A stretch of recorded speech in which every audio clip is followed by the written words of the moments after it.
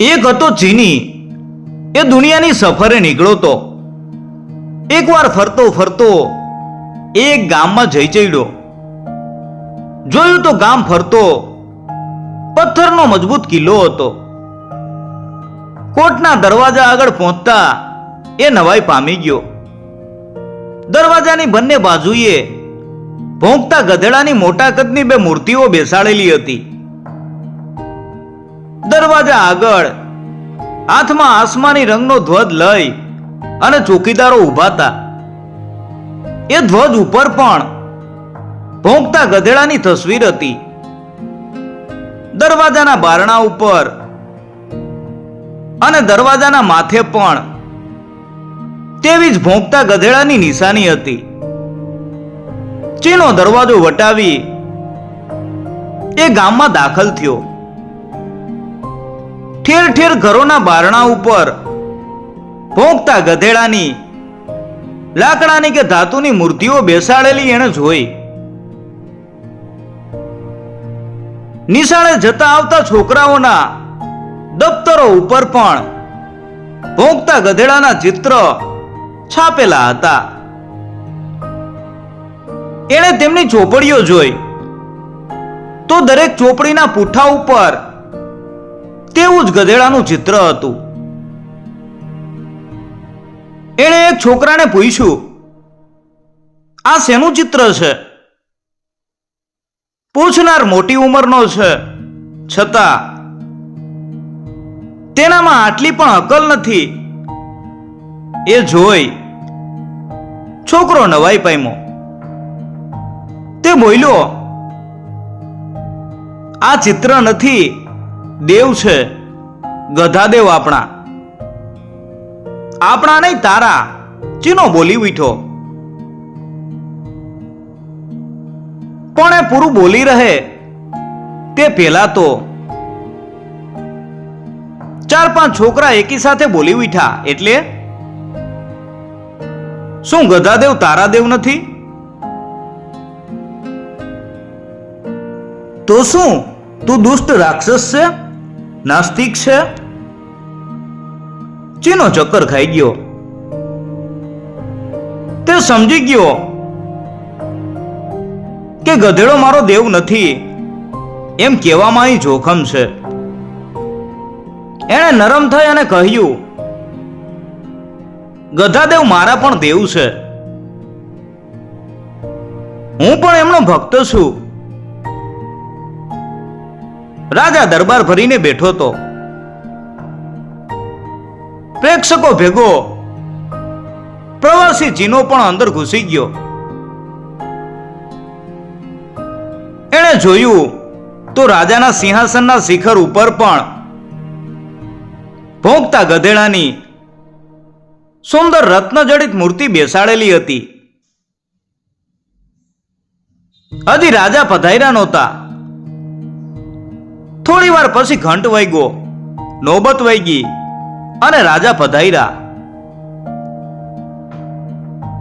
સિંહાસન આગળ જઈ સિંહાસન તરફ પીઠ કરી ગધેડાની જેમ રાજાએ 2 વાર પોતાનો ડાબો પગ સિંહાસન તરફ હલાવ્યો. તે પછી જ એ સિંહાસન ઉપર બિરાઈ જા. તે જ ઘડીએ સભામાં હાજર રહેલા તમામે તમામ દરબારીઓએ રાજા તરફ પીઠ કરી પોતાનો ડાબો પગ 2 વાર રાજા તરફ હલાવી રાજાની જય બોલાવી.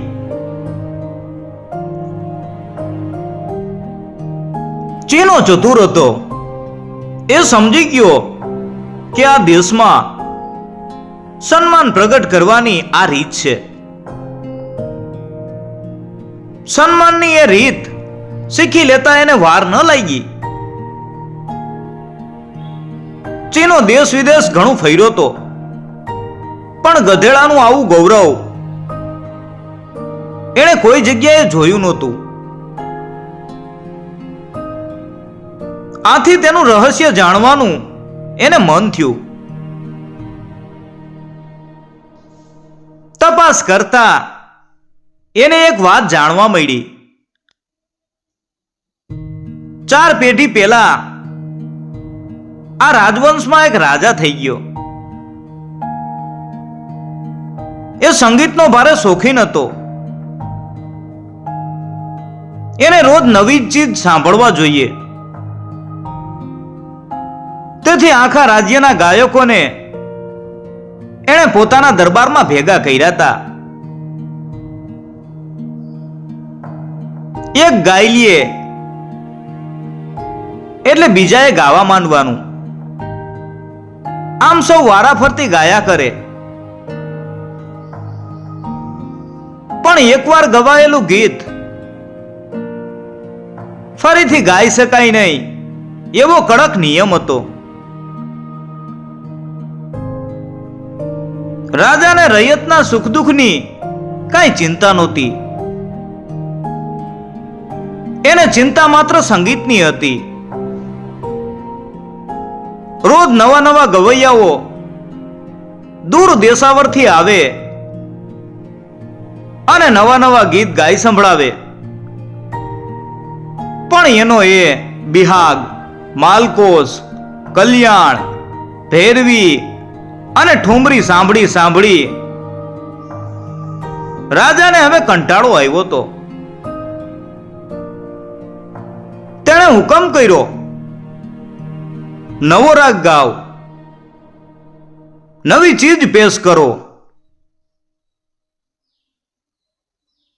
નવા ગવૈયાઓ નવી નવી ઉસ્તાદી દેખાડવાનું કરે. પણ રાજા પૂછે, કયો રાગ છે?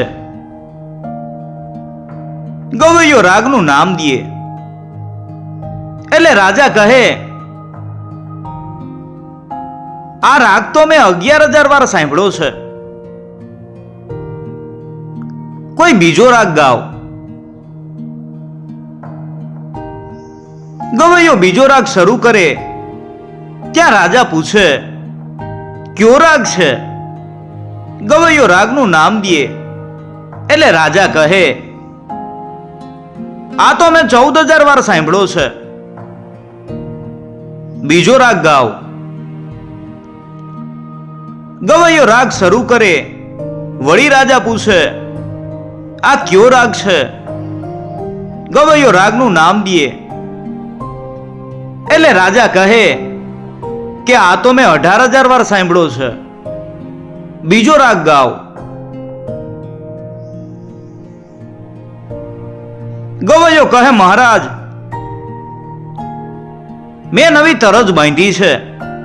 તો રાજા કહે, કપાળ તારું. તારા રાગડા સાંભળી સાંભળી મારું માથું પાકી ગયું. હવે શું થાય? રાજાએ વિચાર કર્યો કે સંગીત વગર તો જીવાય જ નહીં. રોજ નવું નવું સાંભળવું જ જોઈએ. એણે રાજ્યમાં ઢંઢેરો પીટાવ્યો કે કોઈએ કદી ન ગાયું હોય એવું જે ગાશે અને મને સંભળાવશે તેને હું કોથળો ભરીને સોનામોરો ઇનામમાં આપીશ. ઇનામની લાલચે જે કદી ગાતા નહોતા તે ગવૈયા બની રાજાની આગળ ગાવા દોડ્યા. ઘડીનો વિલંબ કોઈને ખમાતો નહોતો.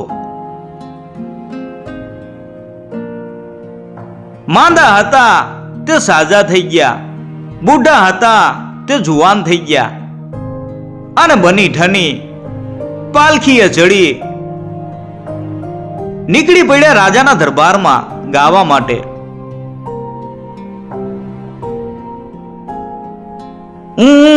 કરી એક ગવૈયાએ સિતાર છેડી, પણ બિચારાએ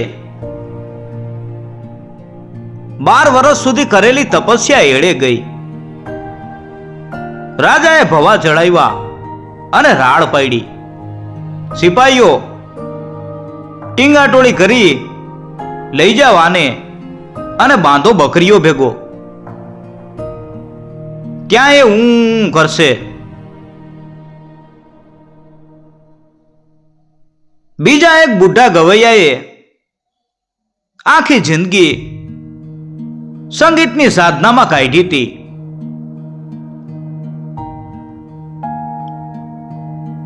આ કરી એણે વીણાનો તાર છેડ્યો. ત્યાં તો રાજાનો કોપ ફાટી નીકળ્યો. સિપાહીઓ લઈ જાવ આને અને બાંધો ભેંસની કોઢમાં. ત્યાં એ આ કરશે. વળી એક ગવૈયો હિંમત કરીને બોલ્યો, મહારાજ, નવી ચીજ છે. મારા દાદાએ પણ આવી ચીજ નથી સાંભળી અને આપના દાદાએ પણ નથી સાંભળી. તો ગા એમ કહી અને રાજાએ પરવાનગી આપી. ગવૈયાએ ગીત શરૂ કર્યું, પણ રાજાના કપાળ ઉપર કરતલીઓ વધતી જોઈ એ ગાવાનું મેલી અને ભાગી ગયો. આમ ઘણા દિવસો વીતી ગયા. આ તે કઈ સંગીત છે? છી, નથી સાંભળવું, નથી સાંભળવું એમ બોલી બોલી અને રાજાની જીભ સુકાઈ ગઈ. ત્યારે વાયુદેવને થયું કે આને નથી સાંભળવું તો એને કાન શા માટે જોઈએ? વાયુદેવે રાજાના કાનમાંથી પોતાનું આસન ઉઠાવી લીધું. ધીરે ધીરે રાજાના કાન જૂઠા પડતા ગયા અને એક સવારે ઉઠીને રાજા જુએ તો એના માનમાં ફૂટતી તોપનો અવાજ પણ એને સંભળાયો નહીં. ભાટચારણ કવિતા ગાવા આવ્યો, પણ એ કવિતા લલકારી ગયો કે ખાલી હાથ મોના ચાળા ખરી ગયો તેની રાજાને ખબર પડી નહીં.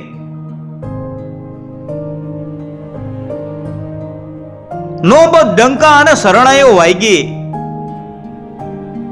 પણ રાજાના માટે બધું ધપ થઈ ગયું હતું. એ અકળાયો, મૂંઝાયો, ખીજાયો.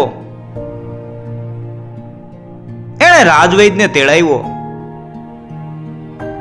વૈદે નાડી જોઈ, આંખો જોઈ, જીભ જોઈ, પેટ જોયું અને જાહેર કર્યું કે આપ નામદારને નખમાંય રોગ નથી.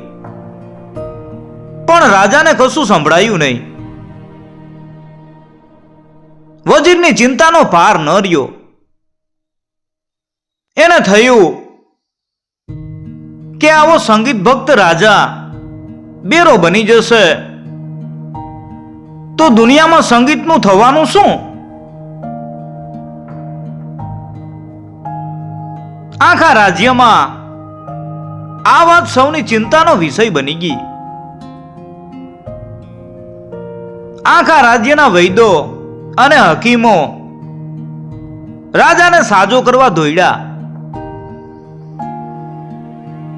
એક વૈદે કહ્યું, તમામ રોગની એક દવા નેપાળો. રાજાને રોજ વાટકો પાવાનું રાખો. જવાબમાં એ વૈદને જ રોજ નેપાળાનો વાટકો પાવાનો હુકમ થઈ ગયો. બીજાએ કહ્યું, સતયુગમાં મુખવાસ અને કળિયુગમાં ઉપવાસ એ બધા રોગોનો રામબાણ ઈલાજ છે. રાજાને 8 દિવસના ઉપવાસ કરવા દ્યો. જવાબમાં એણે જ 8 દિવસના ઉપવાસ કરવા પડ્યા. ત્રીજાએ કહ્યું, જંગલની જડીબુટી ઘસીને પાઈ દ્યો. જંગલના જાનવરો તો આનો જ ઉપયોગ કરે છે. જવાબમાં એને જ જંગલના જાનવરો ભેગા જઈ અને રહેવાનો હુકમ થયો.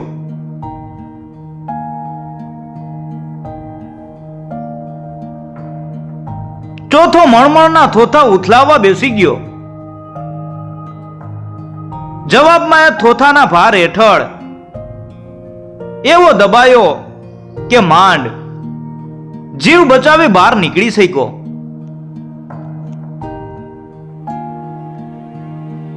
કશાથી એ રાજાને આરામ થયો નહીં. એ સાજો થઈ પથારીમાંથી ઉઠી શક્યો નહીં. દિવસ ઉપર દિવસ જતા રહ્યા. રોજ નવા નવા વૈદો અને હકીમો આવતા હતા અને અડધૂત થઈ પાછા જતા હતા. એમ કરતા કરતા એક દિવસ લાટ દેશનો એક જુવાનિયો ગામમાં આવી ચડ્યો. રાજાને તપાસી એણે કહ્યું, હું હમણાં જ રાજાને સાજા કરી દઉં છું. આમ કહી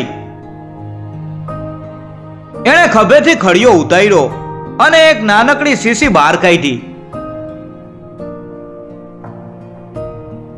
શીશીમાંથી માત્ર 2 ટીપા લઈ તેણે દવા તૈયાર કરી. પછી એ દવા એણે રાજાના કાનમાં નાખી અને આ મંત્ર બોલ્યો,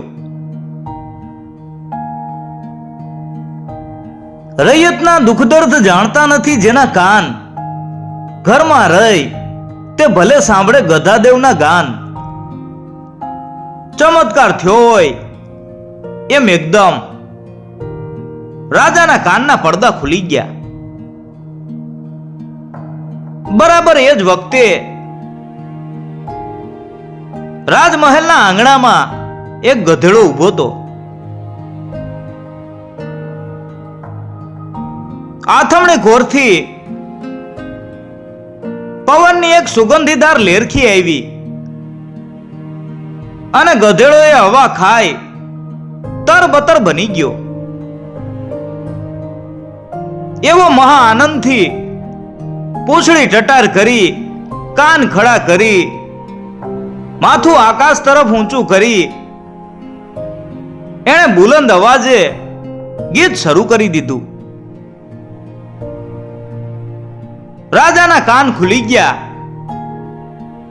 અને પેલો જ અવાજ જે એના કાને પડ્યો ત્યાં ગધેડાના સંગીતનો. એ બોલી ઉઠ્યો, વાહ વાહ, શું દિવ્ય સંગીત છે. આજે પહેલી જ વાર હું આવું સંગીત સાંભળું છું. રાજાએ લાટના જુવાન ઉપર ખુશ થઈ અને કહ્યું, માગ માગ, તું માગે તે આપું. પણ માગનારો જુવાન ત્યાં હતો નહીં. એ ક્યારે ત્યાંથી ચાલ્યો ગયો તેને કોઈને ખબર પડી નહોતી. રાજાએ કહ્યું, ભલે ગયો. દિવ્ય સંગીતના સ્વામી ગધાદેવજી અહીં હાજર છે એટલે બસ હું એમનો મહિમા કરીશ. રાજાએ ગધાદેવનો મહિમા કર્યો. એણે પોતાના સિંહાસનની ટોચે ભોંકતા ગધેડાની મૂર્તિ બેસાડી. રાજમહેલના દરવાજે તથા નગરના દરવાજે દરવાજે તેની મૂર્તિઓ ઊભી કરી અને રાજ્યના વાવટા ઉપર પણ તેની મૂર્તિ અંકાવી. ત્યારથી આ રાજ્યમાં આ દિવસ મહાપવિત્ર ગણાય છે. અને આજે 4 પેઢી થયા રાજ્યમાં એ દિવસ જાહેર તહેવાર તરીકે ઉજવાય છે. તે દિવસે કુંભારવાડાથી રાજાના મહેલ સુધી ગધાદેવની રથયાત્રા નીકળે છે અને રાજ્યના કવિઓ, કલાકારો, અધ્યાપકો, રાજપુરુષો વગેરેને ઇનામો તથા માનપાન અપાય છે.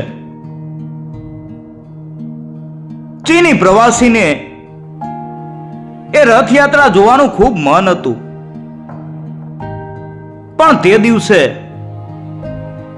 ઉત્સવ ઘેલા લોકોની સલામો ઝીલવાની એની હિંમત નહીં, એટલે એ ત્યાં રોકાયો નહીં. જેવું એનું નસીબ. મિત્રો, આ વાર્તાના લેખક રમણલાલ સોની છે.